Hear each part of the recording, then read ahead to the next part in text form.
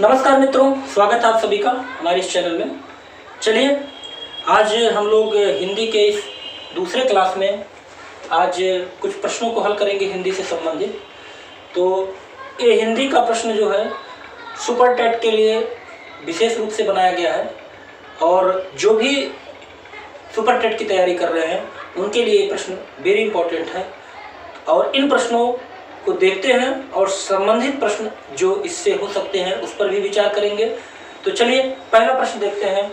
तो पहला प्रश्न है, हिंदी की देवनागरी लिपि में कुल कितने वर्ण हैं? हिंदी की देवनागरी लिपि में कुल कितने वर्ण हैं? तो पहला ऑप्शन है 50, दूसरा ऑप्शन है 51, तीसरा ऑप्शन है 52 और चौथा ऑप्शन है 53। तो इसका जो सही विकल्प होगा ऑप्शन सी, 52 वर्ण होते हैं। हिंदी वर्णमाला में टोटल 52 वर्ण होते हैं। तो हिंदी वर्णमाला में या हिंदी देवनागरी लिपि में कुल वर्णों की संख्या 52 होती है। तो 52 कैसे होती है?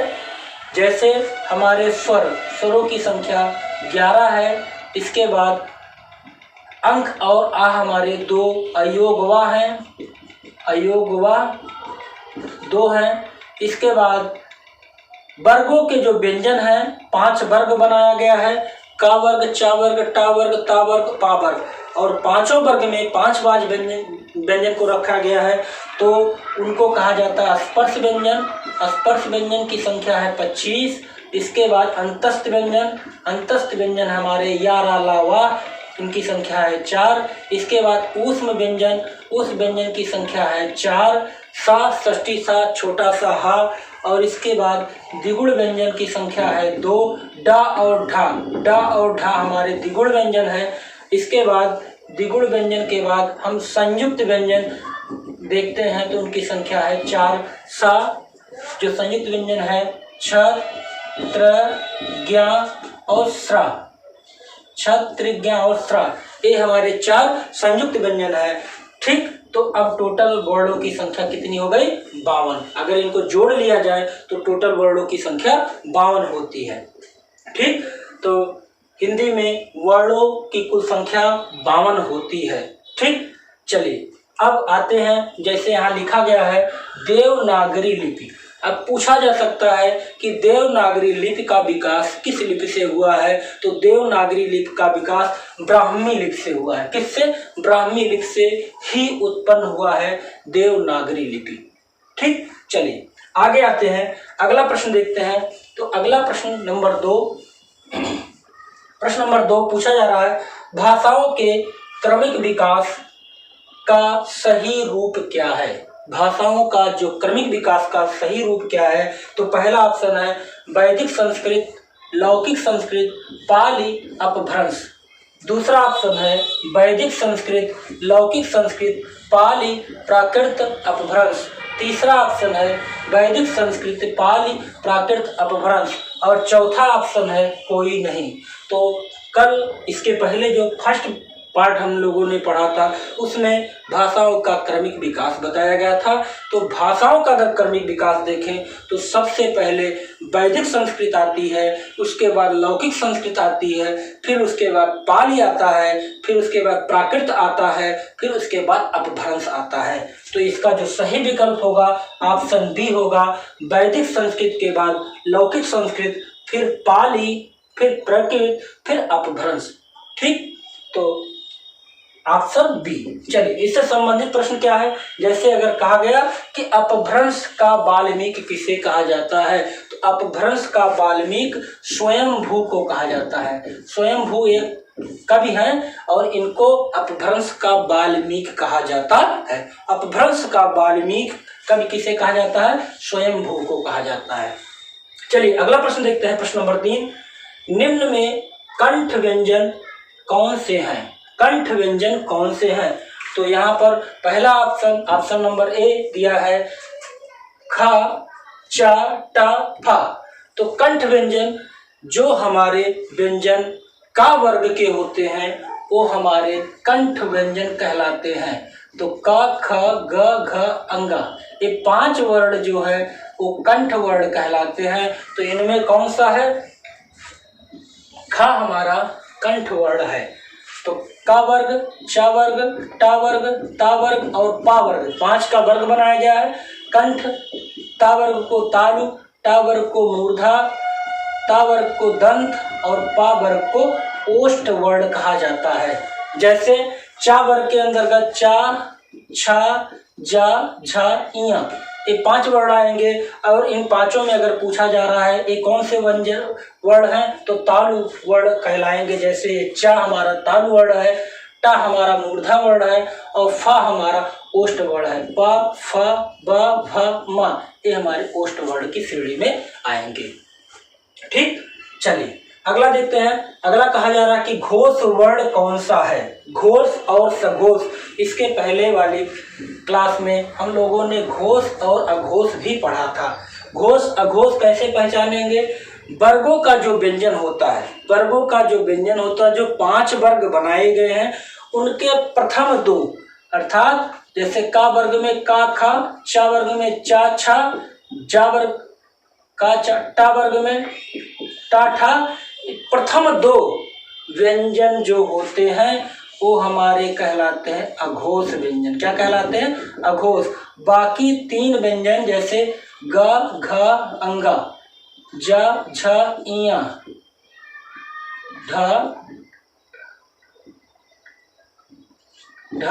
अड़, बाकी 3 हमारे घोष व्यंजन कहलाते हैं।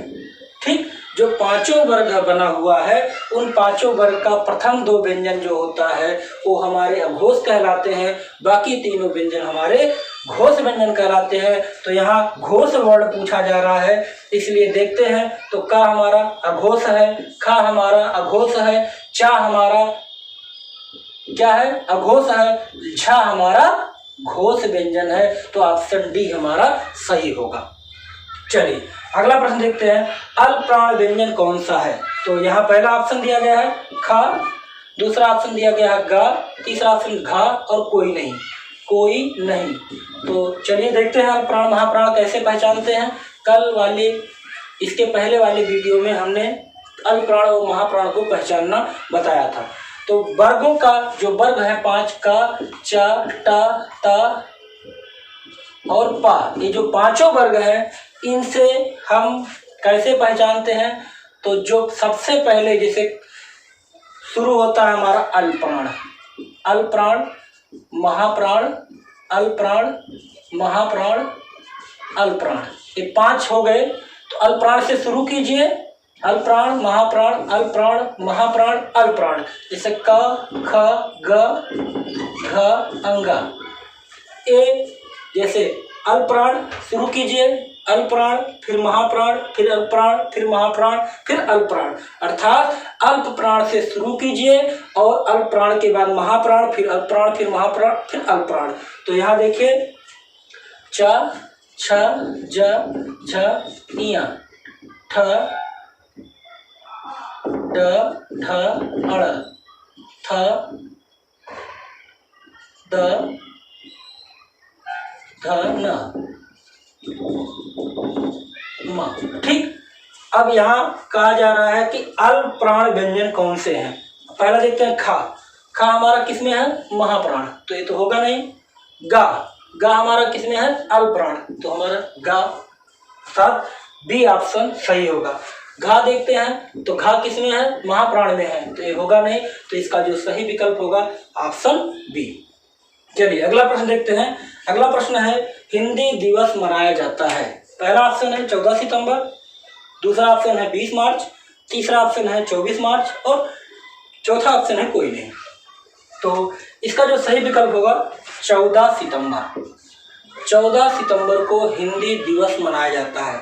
14 सितंबर 1949 को संविधान सभा की सर्वसम्मति से 14 सितंबर 1949 को संविधान सभा की सर्वसम्मति से हिंदी को भारत की राजभाषा घोषित की गई थी। इस कारण से 14 सितंबर को हिंदी दिवस के रूप में मनाया जाने लगा।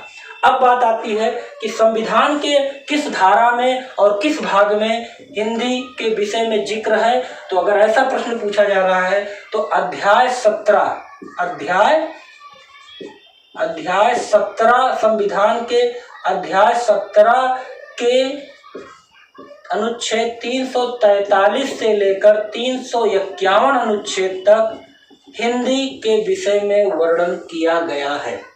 ठीक, तो ये भी प्रश्न पूछा जा सकता है कि संविधान के किस भाग में हिंदी का वर्णन किया गया, तो अध्याय 17 में। चलिए अगला प्रश्न देखते हैं। अगला प्रश्न है, राजभाषा आयोग का गठन किया गया। चलिए, पहला है 7 जून 1954, दूसरा है 7 जून 1955, तीसरा ऑप्शन है 8 जून 1955 और चौथा ऑप्शन है 10 जून 1955। तो इसका जो सही विकल्प होगा 7 जून 1955। 7 जून 1955 को राजभाषा आयोग का गठन किया गया। 7 जून 1955 को राजभाषा आयोग का गठन किया गया और इसके जो पहले अध्यक्ष थे वो थे बी.जी. खेर। कौन थे? बी.जी. खेर, बाल गंगाधर खेर थे इसके पहले अध्यक्ष। और 20 सदस्यों की कमेटी बनाई गई थी। तो हिंदी राजभाषा आयोग का गठन 7 जून 1955 को बी.जी. खेर की अध्यक्षता में बनाई गई। तो अगला देखते हैं। अगला प्रश्न है, बिहारी उड़िया भाषा किस अपभ्रंश का क्षेत्रीय रूप है? अब पूछा जा रहा है कि बिहारी उड़िया भाषा किस अपभ्रंश का क्षेत्रीय रूप है। तो कल हम लोगों ने अपभ्रंश पढ़ा था। ठीक, यहाँ देखिए, वैदिक संस्कृत, संस्कृत, पाली, प्राकृत और अपभ्रंश। ठीक, तो अपभ्रंश का क्षेत्रीय रूप विकसित हुआ था और क्षेत्रीय रूप से क्षेत्रीय भाषाओं का विकास हुआ था।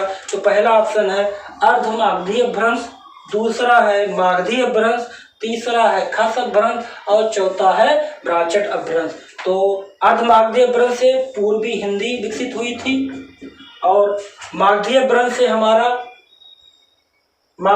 से बिहारी, उड़िया और असमिया भाषा का विकास हुआ था। खस अपभ्रंश से पहाड़ी भाषा का विकास हुआ था और ब्राह्मण अपभ्रंश से सिंधी भाषा का विकास हुआ था। तो प्रश्न है, बिहारी उड़िया किस अपभ्रंश का क्षेत्रीय रूप है? तो मागधी अपभ्रंश का क्षेत्रीय रूप होता है। खस अपभ्रंश से पहाड़ी हिंदी, ब्राह्मण अपभ्रंश से सिंधी भाषा का विकास हुआ और अर्धमागधी से पूर्वी हिंदी का विकास हुआ। तो ये प्रश्न जो महत्वपूर्ण प्रश्न थे, ये आप इनको नोट कर लीजिए और अगर आपको अच्छा लगे वीडियो तो सब्सक्राइब कीजिए, लाइक कीजिए। फिर अगले वीडियो में हम लोग मिलते हैं नए प्रश्नों के साथ। तब तक लिए धन्यवाद।